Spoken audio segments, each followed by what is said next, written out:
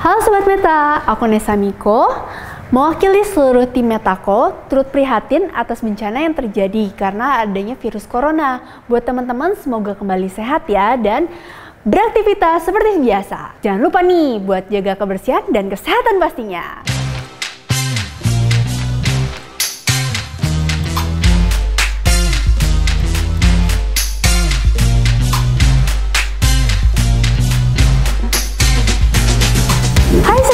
Balik lagi sama aku Nesa Miko di Metapedia, pusat fakta dan informasi seputar e-sports.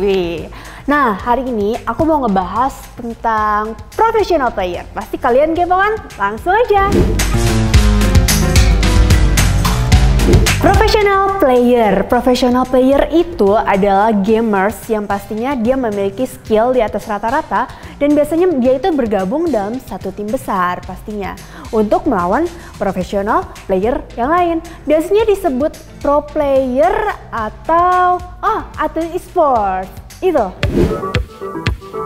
Yang kedua, cara menjadi professional player.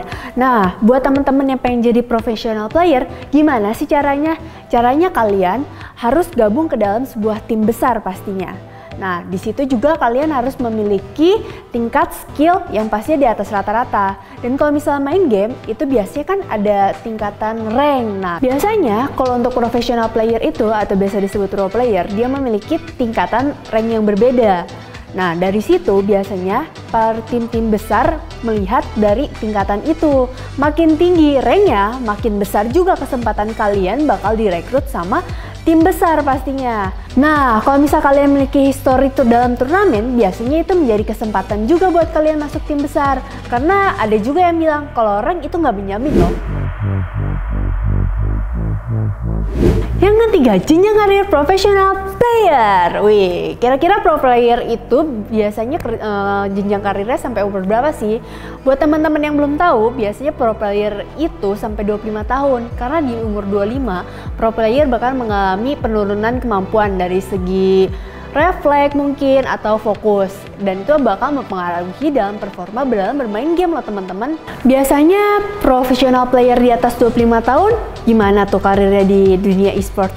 Nggak usah takut teman-teman, pastinya kalau misalnya di dunia e-sport itu masih banyak lain selain jadi pro player, dia juga bisa setelahnya menjadi analis mungkin, manajemen, atau mungkin juga bisa jadi caster loh teman-teman. 4. E-sport professional player yang melegenda. Buat teman-teman, kalian pasti kepo kan? Banyak banget loh pro player yang melegenda. Pintu pertama nih, dari tim Dota. Dota itu kalau gak salah itu dari Navi ya, ada Dendi. Yang pertama kali menjuarai di internasional yang pertama. Keren ya. Nah, selain Dendi dari Dota 2, ada juga nih dari League of Legends. Ada Faker atau nama aslinya itu Lee Sang-hyuk. Nah, dia juga memiliki posisi role mid laner nih di SKT T1, teman-teman. Dan dia juga berhasil menjuarai back to back 2014-2015 selama 3 kali. Keren. Nah, Indonesia sendiri gimana? Indonesia sendiri memiliki Xian Lakusi, salah satu player Dota pada masanya yang melegenda. Selain itu ada juga Dream dari Dota 2 dengan posisi mid laner dan juga hard carry-nya yang pastinya memukau banget dalam segi permainan. Nah, dari selain game itu juga ada juga dari Mobile Legends Bang Bang nih, ada RRQ Lemon dan juga EVOS One pastinya. Nah, selain itu juga dari Alfie ada EVOS Zero nih teman-teman.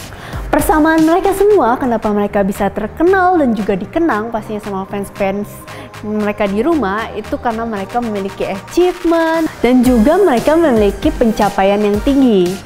Namun hasil semua itu nggak bisa didapetin dari sesuatu yang setengah-setengah loh teman-teman. Mereka harus latihan terus dan juga mereka harus mengikuti turnamen-turnamen pastinya yang udah banyak banget. Maka dari itu mereka bisa dikenang oleh para fans mereka dan juga para komunitas e-sports pastinya. Nah, segitu dulu ya Sobat Meta dari Metapedia. Oh ya teman-teman, jangan lupa ya buat share, subscribe, like, dan nyalain loncengnya.